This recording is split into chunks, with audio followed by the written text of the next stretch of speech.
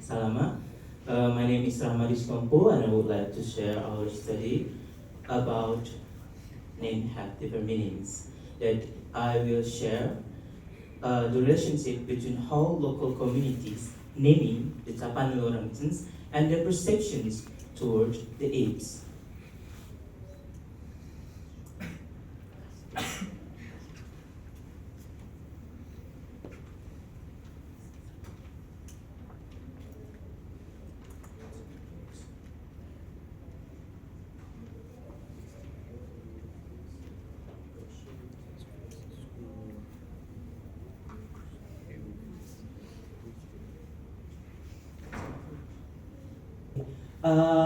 Why do names matters? We found two published suggestions about the importance of names. First is come from Primates News and Perspective. That they discussions about the names in primatology that have roots in colonialisms that might be harms the native, but it will difficult to find proper names to change. And the second suggestions come from Australian scientists that they believe the common names of some Australian animals might be harms for the conservations, such as Tasmanian devils that should be changed to the indigenous names like Purinina. But will calling animals by their indigenous names help protect them? To answer that, we understand that names have meanings, and both name sounds and its meanings can influence perceptions, and perceptions can influence practice, especially for the animals, and in this case is Tapanuli orangutans, which is already critically endangered.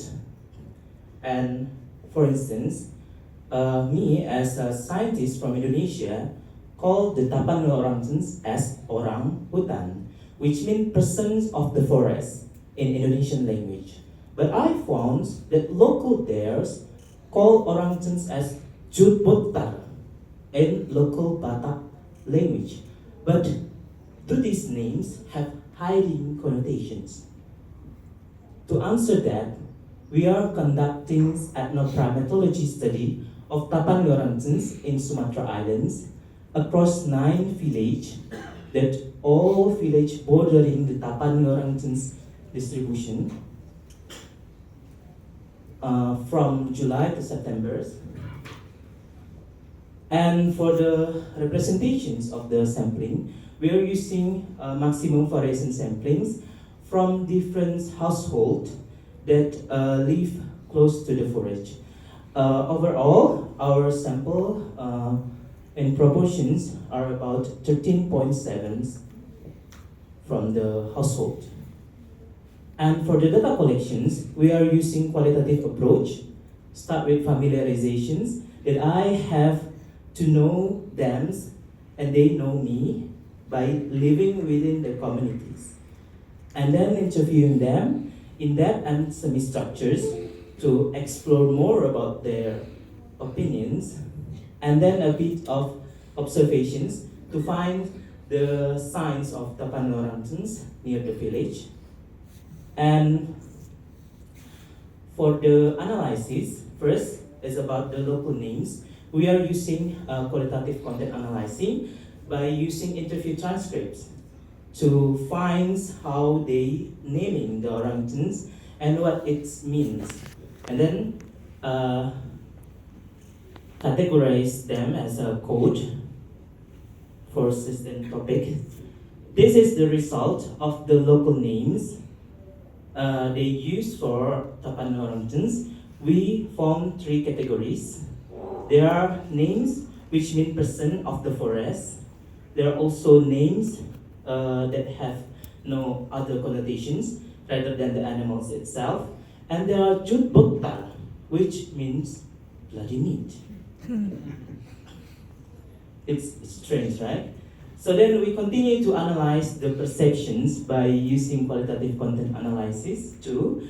and also interview transcripts like this, and then interpret its statements into code, then categorize each code into certain perceptions. And this is the result of the perceptions. We found about 4 perceptions that most likely support the orangutan's conservations, and also 3 perceptions that most likely against the Tapanuli orangutan conservations. But in these presentations, we will focus only these 2 perceptions. That we believe these 2 perceptions have associations with certain local names. This is the details of the perceptions of orangutans as animals that should be protected. We ask their feelings.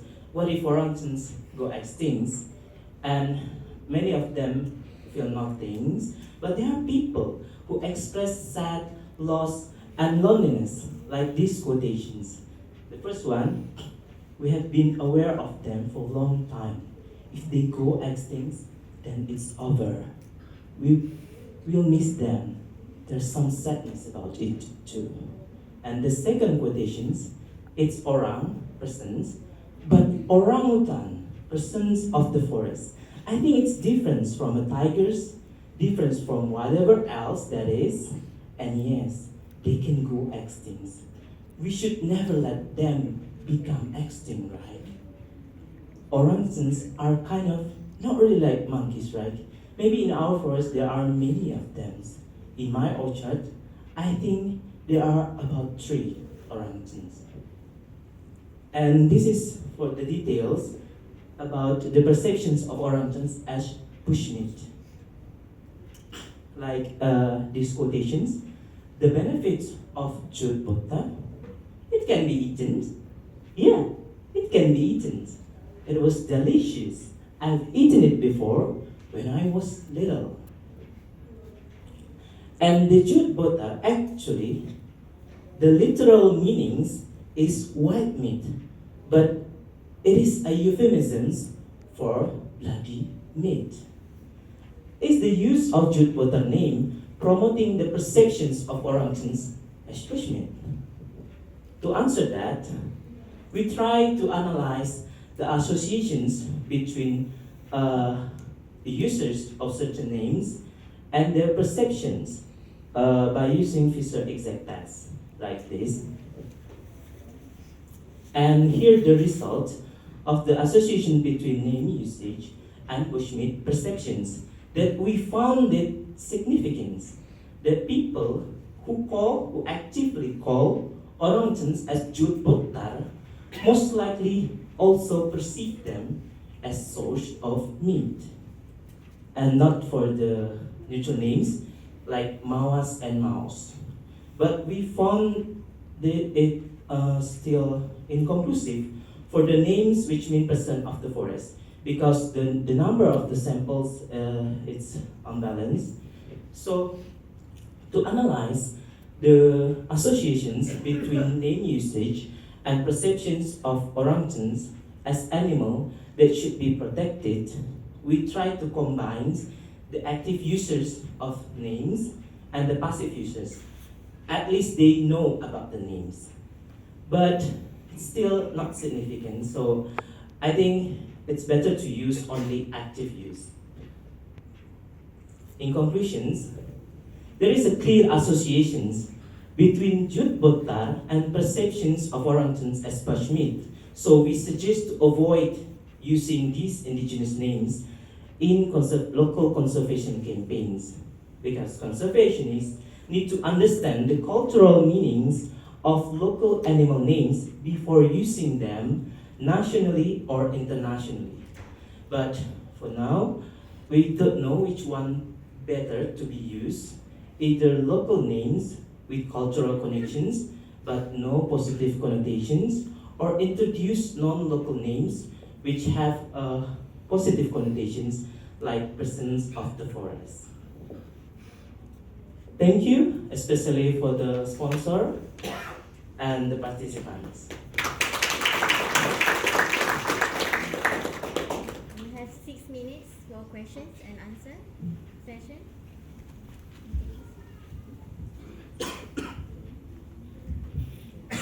Thank you so much for your talk. That was very insightful. I actually have a bunch of questions, but I'll of course talk to you a little more later. One thing I was curious about is just methodologically when you were posing the question of how do you refer to the orangutans, how were you really phrasing those without saying the word orangutan yourself, or just curious about how you even introduced the topic and how you navigated that. Did you have to kind of hold back on what you use while you refer to the species, or were you using pictures? Thank you. It is a bit tricky actually, and I try to be flexible as possible. If the village is more exposed to the national language, the Indonesians, I would directly ask them by using the word orangutans.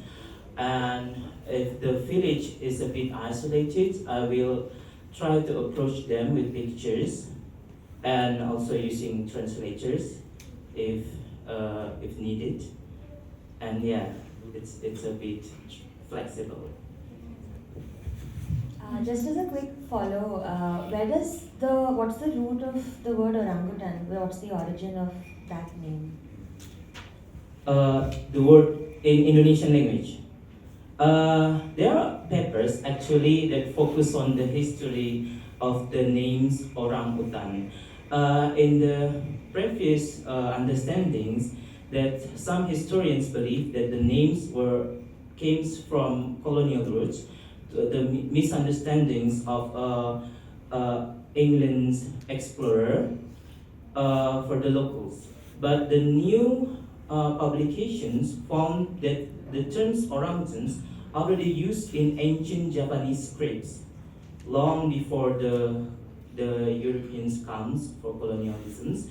And in these scripts, it's clear that the terms are referring to the animals, not people in the forest. It's clear. So it's come from ancient Malay language.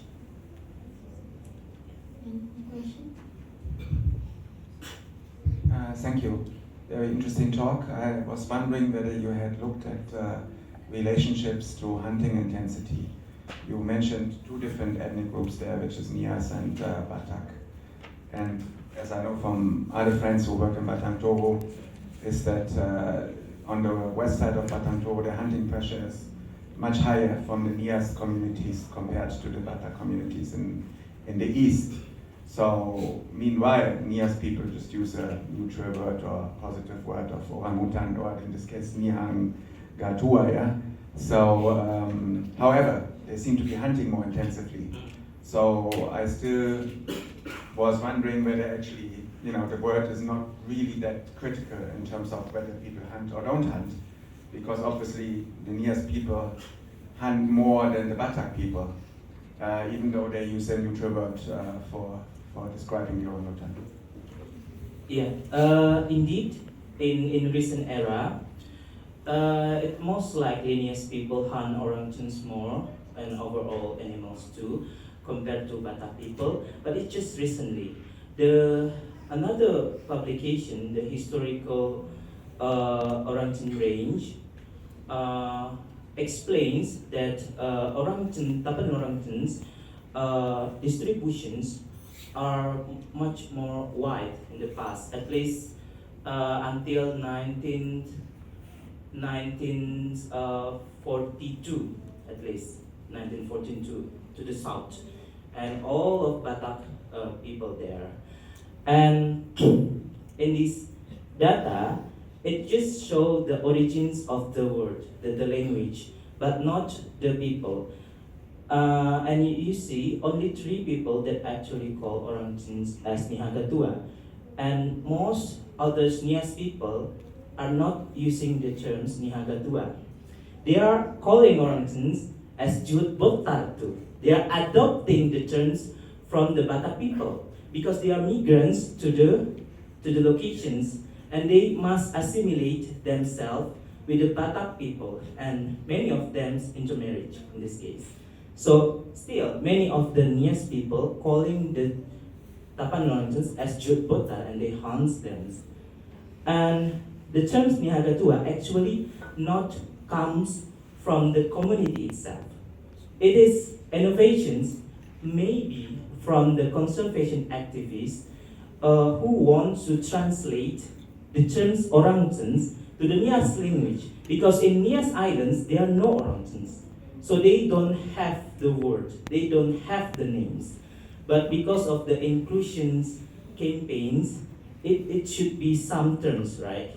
So they are translating the word orangutans, orang-hutan, person of the forest, to the Nias language. And then Nihagatua comes, but it is not actually used by the locals. Thank you, Ramani. I just let proceed to the presenter, but that's wonderful talk. We have time for one more question. No, I just afterward we have to come to the next presenter. Okay, thank you.